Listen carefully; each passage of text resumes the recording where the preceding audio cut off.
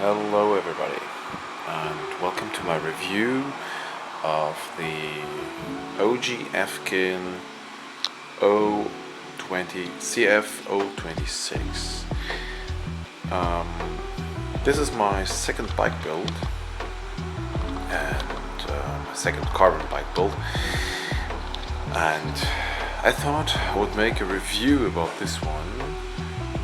So some people who are interested in buying bikes from this brand could get a view about the quality and about the potential issues you have when you buy this, and some sort of things. Let's begin, right? Okay, as I said before, this is the OG-EVKIN CF-026, and it's a size 54 frame.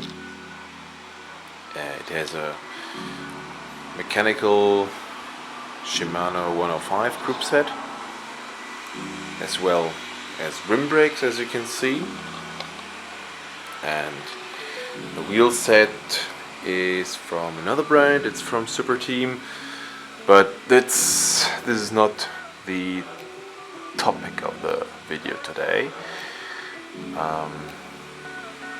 The handlebars are from OG-EVKIN as well. I had to buy them separately, so they are not included in the package. What is included is the seat post, the derailleur hanger, which was already installed, and there's a second spare hanger in the package. When talking about the package and the delivery, I have to admit that it was really well packaged, so I didn't have any issues at all with the packaging. There was only one problem with the frame, and it was when I bought my first one, because this is my, let's say, second attempt at buying this particular frame.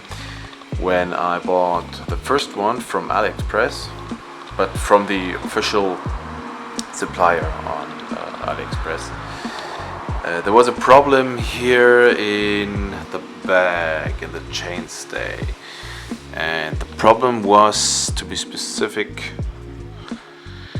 when I tried to route the cables through the frame, because as you can see, the bike is completely, well, not completely, but let's say 80% internally routed. Only the front brake and only the front brake actually is externally routed, so the rest is internally. So through the top tube runs the rear brake cable, and through the down tube runs everything else.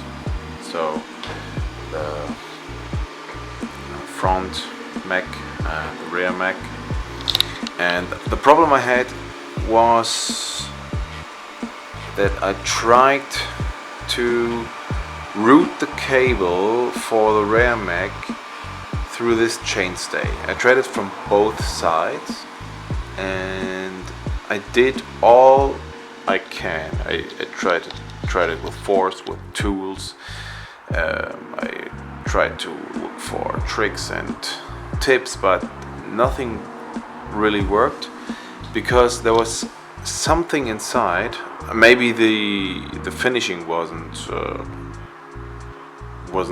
really there, and something got stuck inside, so I couldn't really push the cable through the outside, neither from this side nor from the other side.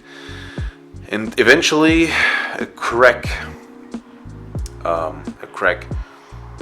happened right here. Let's focus, please. yeah, eventually a crack happened right there, and then I had to return the frame, but fortunately it wasn't a problem at all. It went really without any problems. And then I bought this frame from the official website, and I have to admit the support on AliExpress is really good. They took their time. I wrote them several times when I had issues with the frame or other problems, and they responded me always within a day. And I really asked quite a lot. I can't imagine that I pissed them off at some time, but you know, I took the chance and asked everything I had to ask. The seat post is okay. It slips sometimes. I had to increase the tension to 10 Newton meters, and I'm using carbon paste. And until then, after that, the seat post stopped slipping. And with the handlebar, there were also a few issues. You may not see it, but I had to drill 2 holes in order to fit the spacers, because the handlebar came, or because I guess it was my fault. I ordered the handlebar without the holes for internal routing, so there were 2 versions, and I ordered then the handlebar without the holes for internal routing. So I had to do that myself, and I have had some issues with the tightening of the bearings, especially the top bearing. It stopped wiggling now.